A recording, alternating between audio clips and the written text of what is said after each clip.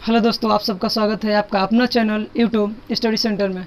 दोस्तों, कई दिनों के बाद जो है कि हम लोग इस चैनल पर फिर से मिल रहे हैं, जो है कि एक नया टॉपिक है। इसमें हम लोग जो है कि अब इस पे क्लास 10th और 11th के जो है कि फ़िज़िक्स की बात करेंगे। इसमें हम लोग इसमें देखेंगे, ठीक ना दोस्तों। तो आज जो है कि पहली क्लास होगी हमारी फ़िज़िक्स की क्लास 11th के लिए। क्लास 11th के लिए हमारी पहली क्लास है, जो कि ये फर्स्ट यूनिट का है। मात्रक तथा आंकिक मान पहला टॉपिक है। तो मात्रक तथा आंकिक मान, इन दोनों को पहले हम लोग समझते हैं, ठीक है। तो देख लेते हैं ना, मात्रक दिया है तथा आंकिक मान दिया, ठीक है। पहले मात्रक का है और आंकिक मान का है ना। मात्रक क्या है? तो भाई जब हम किसी भी राशि की जब हम तुलना करते हैं किसी से, किसी भी राशि की जब तुलना करते हैं, ठीक, जैसे तुलना करते हैं, जैसे कैसे करते हैं भाई तुलना।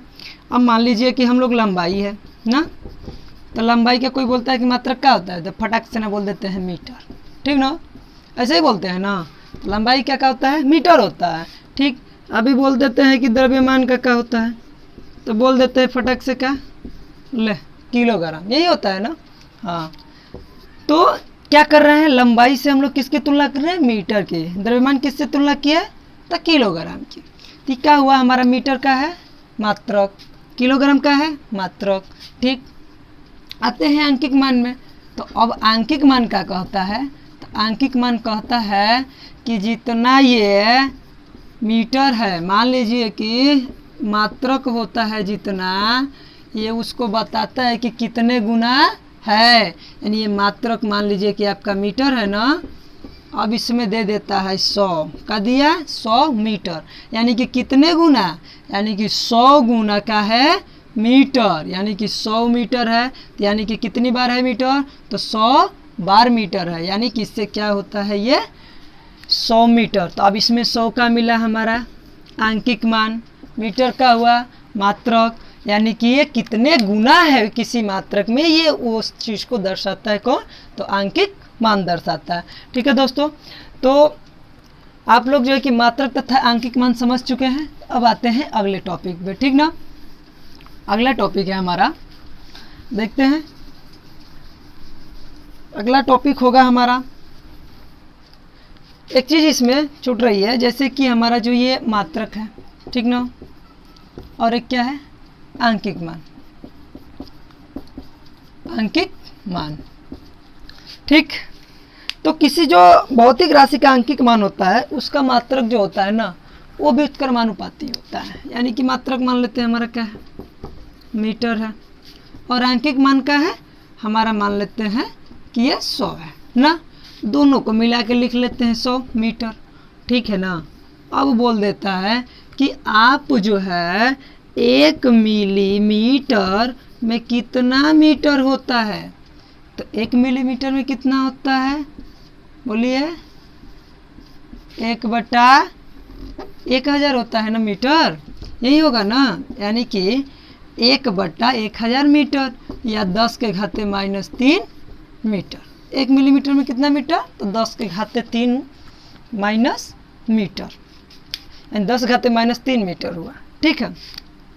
अब इससे एक बार देख लेते हैं, 1 मीटर में कितना होता है मिलीमीटर, तो 1000 मिलीमीटर। यानी कि क्या हो रहा है, देखिए ये इस चीज़ को समझिए, मीटर से किस में जा रहे हैं हम लोग, मिलीमीटर में, ठीक ना। तो जैसे ही मीटर से हम लोग किस में गए, मिलीमीटर में, तो मीटर से हमारी जो वैल्यू है 100 मीटर की थी, ठीक। अब इसी को जो है कि बोल रहा है कि अगर 1 मीटर है, तो इसमें जो है कि 1 मीटर में आप कितना बताइए मिलीमीटर, तो कितना हो गया, 1000 मिलीमीटर। यानी कि ये देखिए मात्रक क्या हो रहा है, घट रहा है, और ये जो न्यूमेरिकल वैल्यू है इसकी बढ़ रही है, ठीक है। तो यानी कि अगर मात्रक बढ़ेगा तो आंकिक मान की वैल्यू क्या होगी, घटेगी। अगर आंकिक मान का मान, यहाँ से लिखते हैं आंकिक मान, ठीक है, और यहाँ पर लिख लेते हैं हमारा आंकिक मान किसके इन्वर्सली प्रोपोर्शनल होता है, तो मात्रक का। यदि मात्रक की वैल्यू बढ़ाते हैं तो आंकिक मान की वैल्यू घटती है, ठीक ना। यदि अगर वह आंकिक मान की वैल्यू बढ़ाएंगे तो हमारा मात्रक का मान घटेगा, ठीक ना। तो अगला आते हैं, अब टॉपिक जो है कि देख लेते हैं अगला क्या है। अब दे रहा है आपका जो है कि सिस्टम ऑफ यूनिट, राशियों तथा मात्रकों का वर्गीकरण। तो राशियों का जो है ना कि आपका वर्गीकरण करना है, क्लासिफिकेशन करना है, जो क्वांटिटीज़ हैं उनका क्लासिफिकेशन कर लेते हैं, ठीक है, कोई बड़ी बात नहीं है। तो हम सबको पता है ना, पहले से हम सब पढ़ चुके हैं 9th क्लास में मूल राशियाँ, ठीक है। मूल राशियाँ होती हैं, कुछ मूल मात्रक होते हैं ना, ऐसे ही होते हैं ना, अच्छा हाँ ऐसे ही होंगे, ठीक। लिख लेते हैं ना फिर से, जैसे होता है मूल राशियाँ हो गई, ये मूल राशि हो गई, ठीक। मूल राशि सबसे पहले किसको कहते हैं, तो वे राशियाँ, वे भौतिक राशियाँ जिन्हें प्राप्त करने के लिए, मूल राशि किसे कहते हैं, देखिए ये मूल मतलब क्या होता है, जड़ किसी से पैदा नहीं होता है, ठीक ना, ये खुद से पैदा होता है। तो यानी कि मूल राशियों को किसी से उत्पन्न नहीं किया जा सकता, केवल ये क्या होती हैं, अपने से उत्पन्न होती हैं मूल राशियाँ। तो मूल राशियाँ पता है ना आप लोगों को कौन कौन सी हैं, लंबाई है, फिर हमारा द्रव्यमान है, ठीक है। यानी कि कितनी है टोटल आपके पास, 7 मूल राशियाँ हैं, ठीक। अब आते हैं मूल मात्रक पे, क्या है, मूल मात्रक, ठीक है। तो मूल मात्रक कौन कौन से हैं, मूल मात्रक पहले किसको कहते हैं, तो मूल मात्रक वे मात्रक होते हैं जो मूल राशियों की सहायता से प्राप्त होते हैं, उन्हें क्या बोलते हैं, मूल मात्रक बोलते हैं, ठीक। तो जैसे ये लंबाई है, तो लंबाई का मात्रक क्या होता है, मीटर हो गया, तो यानी कि इसका मूल मात्रक क्या हुआ, मीटर। और द्रव्यमान का क्या होता है, किलोग्राम हो गया, ठीक है। अब आते हैं, जैसे समय है आपका एक, तो समय का क्या होता है, सेकंड होता है, ठीक ना। अब इसी तरह से एक है व्युत्पन्न क्या है, व्युत्पन्न राशि। तो व्युत्पन्न राशियाँ किसे कहते हैं, व्युत्पन्न राशियाँ वे राशियाँ होती हैं जो मूल राशियों की सहायता से उत्पन्न होती हैं, उन्हें क्या बोलते हैं, व्युत्पन्न राशियाँ। यानी कि मूल राशियों की सहायता से जो राशियाँ प्राप्त होती है उन्हें क्या बोलते हैं, व्युत्पन्न राशियाँ। अब एक बात ध्यान रखिएगा, जब भी 7 जो मूल राशियाँ हैं इनको छोड़ के जितनी राशियाँ होती हैं वो कौन सी राशियाँ होती हैं, व्युत्पन्न राशियाँ। जैसे आपका वेग हो गया, चाल हो गया, इन सब को हम लोग क्या लेते हैं, व्युत्पन्न राशियाँ। क्यों, क्योंकि ये किससे उत्पन्न हो रही हैं, तो मूल राशियों की सहायता से उत्पन्न हो रही हैं, इसलिए क्या है, व्युत्पन्न राशियाँ हैं। तो व्युत्पन्न राशि है तो व्युत्पन्न मात्रक भी होगा, ठीक। तो अब ये मत लिख दीजिएगा कि व्युत्पन्न मात्रक जो है कि मूल मात्रकों की सहायता से होते हैं ना, किससे उत्पन्न होंगे, व्युत्पन्न राशियों की सहायता से जो मात्रक उत्पन्न होते हैं उन्हें क्या बोलते हैं, व्युत्पन्न मात्रक। जैसे वेग बराबर क्या होता है, विस्थापन बटा में क्या होता है, समय। तो विस्थापन का क्या होता है मात्रक, मीटर। समय क्या होता है, सेकंड, यानी मीटर प्रति सेकंड, ठीक है। तो यानी कि ये सारी चीज़ें समझ में आ गई। एक बार और देख लेते हैं, मूल राशियाँ किसे कहते हैं, तो मूल राशियाँ जो है कि किसी से उत्पन्न नहीं होती है, केवल जो है कि ये अपने से उत्पन्न होती हैं।